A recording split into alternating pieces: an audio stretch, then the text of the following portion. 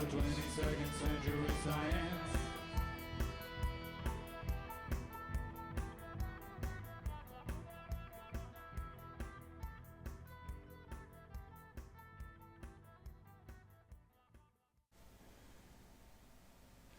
Hello and welcome to episode 9 of 22nd Century Science, where we talk about the fact that astrology is not what you think it is. I'm Paul Westron. I'm the author of When Stars Collide and 22nd Century Science, books about the same subject. Astrology is true. We just didn't know how to explain that. Now we do. Today I'm going to talk about what it means for you a little bit more. We've done a lot of defensive discussions over the past few episodes. I want to talk now really about how this applies to individuals. First of all, I'm going to show you the extent of the relationship study, and then I'm going to show you some royal relationships. That's a kind of cohort in itself, really. The relationships of the British royal family. Then what I'll do is I'll show a few relationships that broke down or stuttered or came to a halt and then started again, and show you what we think might be the cause of that. We have some really quite robust statistics as far as attraction is concerned at the beginning of a relationship. We don't have the same kind of statistics to show how relationships end, and one of the reasons for this is that the conditions at the beginning of a relationship seem to be quite uniform. They seem to be something that people share. So that feeling of attraction, of limerence, of those feelings of love at the start of a relationship that people have, they're quite common. I think they're quite uniform. And so the variable in consciousness that we talk about, the astrological variable, in this case that is Venus, is fairly uniform as well. We don't really understand why it's Venus and why it's trines, conjunctions and oppositions. We're not really asking that question. That's a future question, perhaps. We have to establish whether or not we think it works first, and then why and how come later. But as far as our inquiries are concerned, the variables associated with the start of relationships are easy to find. The variables associated with the end of relationships are not so easy to find, probably because there are lots of reasons why relationships can end, but fewer reasons why relationships start in the first place. I was watching a documentary recently, so when I'm thinking about what this means for you, I was watching a documentary about a footballer, and one of the footballers who was interviewed in it was talking about the feeling they get from playing a particular kind of game, scoring a particular goal in a particular game, winning, and how once you retire you can never get that feeling again. And it struck me that a biochemist will talk about dopamine, oxytocin, phenylethylamine, chemicals that are produced by events like that. They're produced by the event in consciousness, really, but they're a byproduct, essentially. A feeling comes from a byproduct of an event. You score the winning goal in a cup final, and you have a feeling that you can't have that feeling every day, and you can't have that feeling after you retire from football. Fair enough. What I think we're doing, because this footballer said if you could bottle it you could make $1 billion, what I think we're actually doing here is bottling that, because we're actually looking for the indicator in consciousness that creates a feeling like that. Now the feeling is associated with relationships, so we're actually bottling that feeling by enabling you to find out where it comes from, find out what conditions are associated with it, and then you can go and find those conditions. So it's not out of the question for us to suggest that we are actually bottling that kind of feeling. I'm not actually selling it at this stage. I'm giving it away. But again, it's until people know about it, no one could sell it. You don't, if you don't believe in something, you won't even explore the outcome. So what I'll show you today is just case after case after case, and I'll probably be doing this in a few videos, I've been reusing the same data over and over again because it's easy for me to do. But I do have a lot of untapped data that I will be using in subsequent episodes. But essentially this is pretty good quality data, and it shows how progressed synastry works for individuals. There's one question that I think is important to answer, and that is that how prevalent are these aspects? Well, they're not there for everyone all the time. We did an episode 6 talks about that. It talks about how rare these are, and but again, it's not always easy to appreciate statistically why something's important. Again, the life progressions episode 5, when we talked about life progressions, people were saying to me, well, how many of these do you have in your life? Well, you can have a maximum of about 3, usually about 1, sometimes none. And occasionally you'll get someone that has 2 at the same time, like Raul Castro. But if you add up how rare these things are, they're rare. They're rare, and they're rarer than you think they are. And so it's very important not to assume that I'm cherry picking data to show you cherry picked ideas. I first of all defined how rare it is and how significant it is. So what I'm showing you is significant to start with, and I've defined that because I've gone and found out how significant it is. That's where we have the significance in the 1,300 relationships outcomes, and 2.6 million false relationships tells us what we should expect to find. But we got the same result from 2 separate experiments, and then hundreds of little micro experiments which add up to another experiment. So what I want you to do now is just have a look at these films, and then we'll reconvene and I'll talk about what else there is to show you. Okay, I'm going to introduce you today to the 2600 relationships. This is the experiment that took 23 years. It wasn't non-stop 23 years. It was a substantial amount of time in those 23 years was spent researching each of these relationships. As you can see, we start with relationship number 1, Elizabeth Taylor and Richard Burton. And then we've got relationship number 3, Vivian Lee and Laurence Olivier. Further down, Evelyn Keyes, a number of Evelyn Keyes relationships, a number of Elizabeth Taylor's, Marilyn Monroe's. Remember I said we researched cohorts, so that is relationship webs and relationship groups. Well, this is how it looks when we unpack that. Errol Flynn's 3 relationships there. So if I just scroll down, I'll show you what 1,300 relationships looks like. So here we're at 310, here we're at 389, here we're at 510, 603, 714, 774, 927, 1077. Here's 1,300. And number 1,300 was Heath Ledger and Naomi Watts. If you look across here, we have the results. Now we have some parameters. Now I've hidden some parameters as far as we're concerned. You don't need to see their dates and time of birth.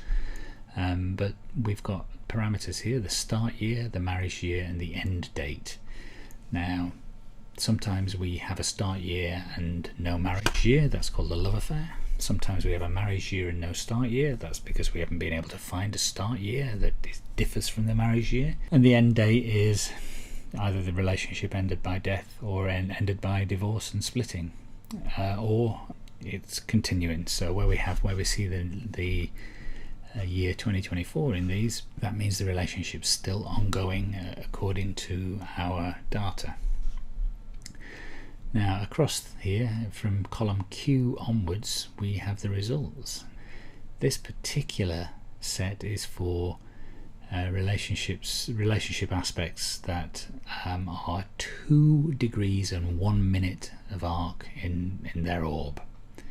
So this is the numbers we we found for that. And so each of these at the top here are aspects. So that's natal Sun, natal Venus trine, natal Sun, progress Venus trine, progress Sun, natal Venus trine, progress Sun, progress Venus trine, and so on through Mars, Venus. So Sun, Venus, Mars, Venus, then Sun, Sun, then Venus, Venus, then Mars, Mars, and then Sun, Mars. Or the combinations of the three planets. And our results for 2600 are at the bottom here. So if we go down to the bottom of this, there were 170 natal Sun, natal Venus trines, 152 progress Sun, progress Venus trines, and 123 natal Sun, natal Venus semi-sextiles is that. So if we go back up again to 1301, we'll find that the first relationship in our second batch, which took place 10 years after the first batch but were gathered in the years after the first batch, is Zara Phillips and Richard Johnson. There's some down here, Billy Zane, and then we've got Claire Bloom. What else we got down here? Lou Adler, John Osborne, Ronald De Lima, Martha Ray. So where you see a yellow highlighting, that's where we've done some further research and we've been able to get more accurate information. Where you see a purple line here, that's where we've created some sort of collision graph or matrix for these that I've used in the past. There are some other colour coding in here. This colour coding shows a male-gay relationship, and if we have a light blue, that's a female single-gender relationship. We'll look at those later. So lesbian and gay relationships, we'll look at those later. So basically, this is the data set that I've been working with, and it's gathered using criminal groups analysis but applied to celebrity relationships. So these are the two cohorts. The first cohort 1 to 1300, the second 1301 to the final relationship gathered before we did our calculations, which was Jeff Bezos and Lawrence Sanchez, and that will have been back in 2018. So this is the data that I've been working with, and from this we create something called control group, and these are the results of the control group. Don't know if you can see those very well, I'll just make them a bit bigger. So the results for all of the controls for Sun, Venus are here, and so it's these numbers that I use to find the expected results, and in another video I showed the equation for that. I do end of relationship tests as well. This is an end of relationship test where the end date is this side instead of the start year, and then we filter on what type of end date we've got using this one. So 1 is divorce, 2 is it ended by death, and 3 is it's not ended yet. Okay, and so that is some of the data I use to describe and measure events in consciousness. Okay, so this is the square aspect in the relationship of Princess Margaret of the UK and Group Captain Peter Townsend. If you haven't looked at the Netflix drama The Crown, you'll find their story in that if you want to learn a little bit about how this couple came together and separated. Group Captain Peter Townsend was Princess Margaret's father, that's King George VI, personal assistant, if you like. Now this is a square aspect. Now square aspects aren't described in the progress SYNASTRY literature as particularly good aspects. They're not great for bringing people together. They create attraction, but the issue is they also create some kind of external pressure on the relationship, and in this case there was a lot of external pressure on the relationship. It came from the establishment, and what happened after this square started to separate, the couple decided against continuing their relationship, which really wasn't very much of a relationship, to be perfectly honest. And Princess Margaret made a press statement in 1954 or 55, I can't remember the date, which basically said she decided not to continue or marry Group Captain Peter Townsend. Instead, she married Anthony Armstrong Jones, and here we have 2 trines and a square. Now the trines, the red and the blue aspects, they coincide with good times in this relationship. Rather, the first is where they got together and got married, the second is where they had the children, but the black dotted line is a square aspect, and it's a Venus-Mars square, which is different from a Sun-Venus square.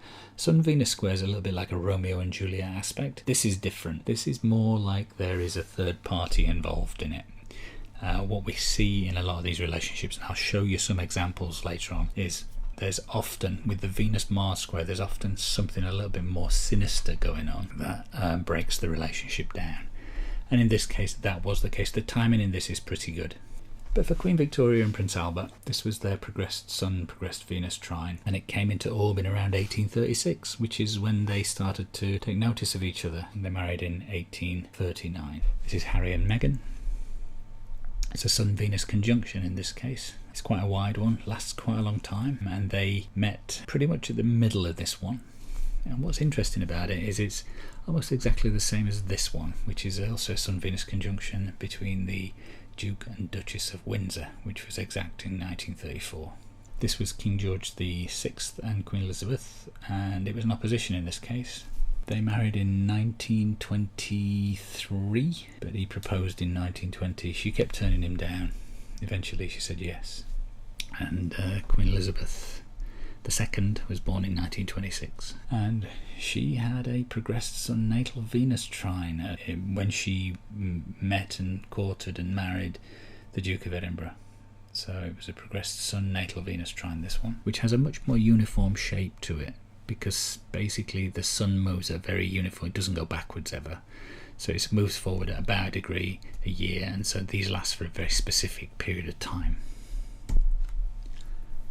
Charles and Camilla, we've seen this in another podcast. This is a different depiction of it.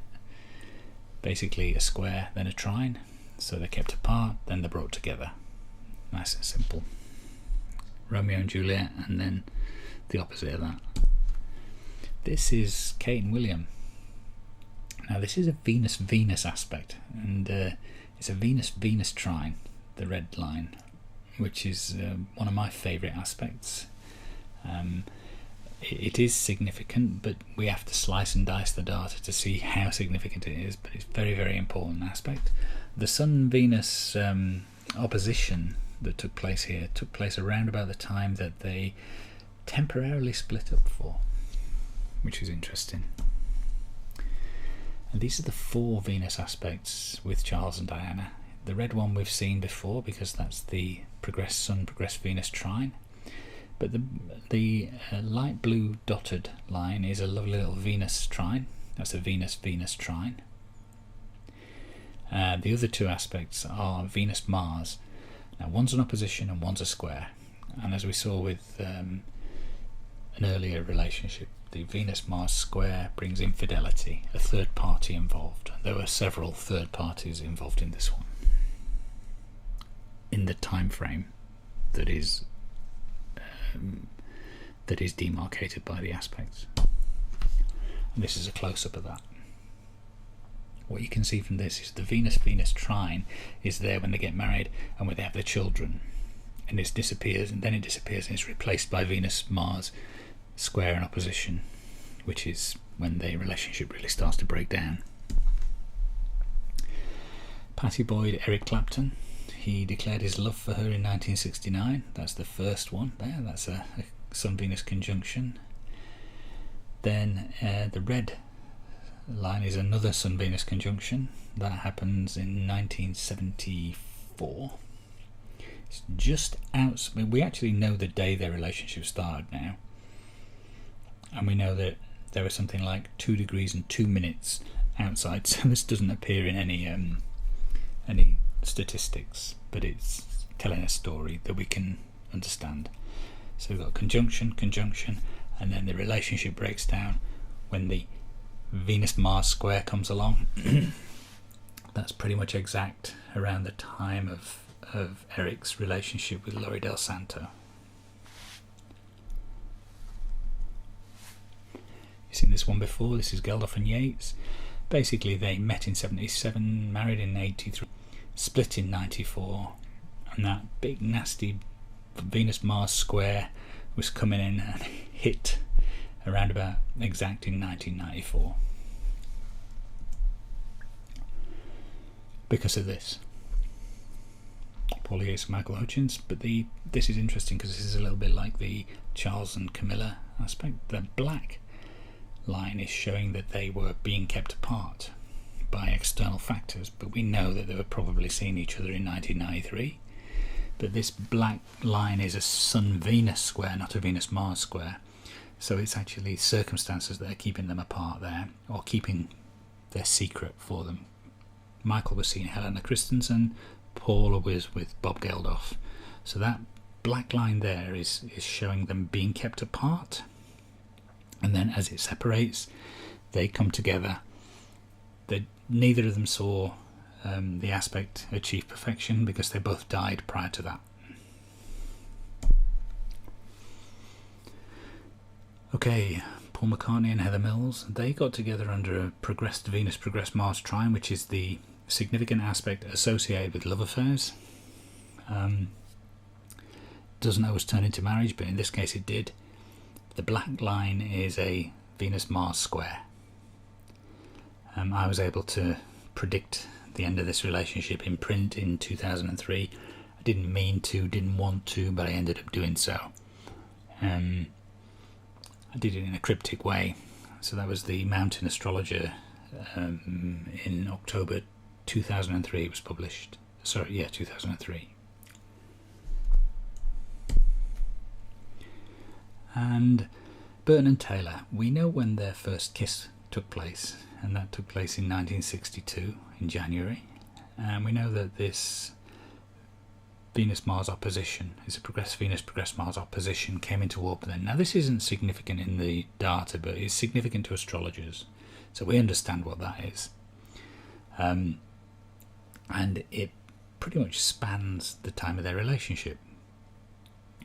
The black line coming in is a Venus-Mars square, and they tried to get married again and it failed dismally. Russell Brand, Katy Perry, same thing. Sun-Venus trine is the red line, which is exact during their relationship, and the black Venus-Mars square comes in and blows the relationship apart in 2011. I've put this in because this is a little bit like the first picture. There are no trines or conjunctions or oppositions to look at here. What happened here is when this became exact in 2008, this couple, Pink and Carey Hart, split up. But it's Sun-Venus, remember? It's a Sun-Venus square. There was something getting in the way. As soon as it cleared, they got back together again. So what we've seen are aspects that bring people together and aspects that seem to pull people apart. We have understood some of what astrology has to offer. We haven't understood all of it. I don't think we've really scratched the surface here. But what I am pretty convinced of is that you need to deconstruct astrology to reconstruct it, to build it back up again. And that's essentially what I'm doing, which is why we have such a small number of variables to work with. In the next episode, I'll be showing a few other aspects associated with Venus, Venus and Venus and Mars, as well as some of the other Sun-Venus aspects, because there's a curious thing that happens when we remove all the relationships that include trines, conjunctions and oppositions of Sun and Venus. Sextile aspects, which are 60-degree aspects, and 72-degree quintiles become significant. Now, we don't know why, but it's likely that there's some sort of hierarchy going on here. There's also something else I need to tell you about, and that is artifacts in progressed SYNASTRY. We found some artifacts, so we can see that when we have extra or raised numbers in one area, we're also going to raise numbers in another area. Not significantly, but we're going to raise them a little bit, and we know why. So it's probably important for me to explain that. Anyway, you've been watching and listening to 22nd Century Science. My name is Paul Westron. I'll be back next week with another episode where we talk about why astrology is not what you think it is. It's still in the game. Somebody's pulling your chain. About 22nd century science.